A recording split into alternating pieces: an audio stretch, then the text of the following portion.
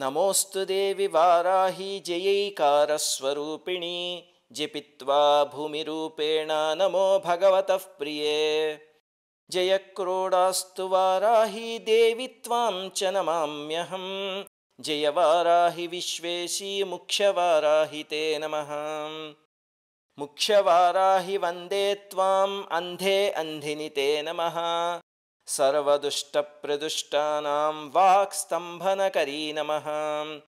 नमस्तम्भिनि स्तम्भे त्वां जृम्भे जृम्भिणि ते नमः रुन्धे रुन्धिनि वन्दे त्वां नमो देवी तु मोहिनी स्वभक्तानां हि सर्वेषां सर्वकामप्रदे नमः बाह्वोस्तम्भकरी वन्दे चित्तस्तम्भिनि ते नमः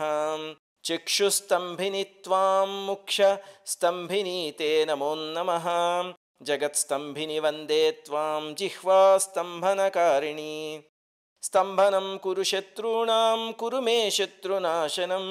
शीघ्रं वस्यञ्च कुरुते योऽग्ने वाचात्मिके नमः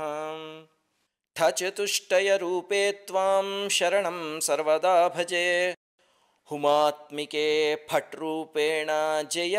आद्यानने शिवे देहि मे सकलान् कामान् वाराही जगदीश्वरी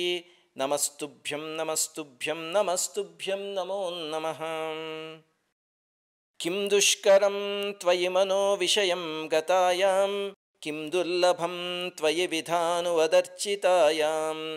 किं दुष्करं त्वयि सकृत्स्मृतिमागतायां किं दुर्जयं त्वयि कृतस्तुतिवादपुंसाम् అందరికీ నమస్కారం మన ఆధ్యాత్మిక వీడియోల్ని 3 ఛానల్స్ గా విభజించాం 3 ఛానల్స్ కి సబ్స్క్రైబ్ చేసుకొని పక్కనే ఉన్న బెల్ ఐకాన్ ని క్లిక్ చేయండి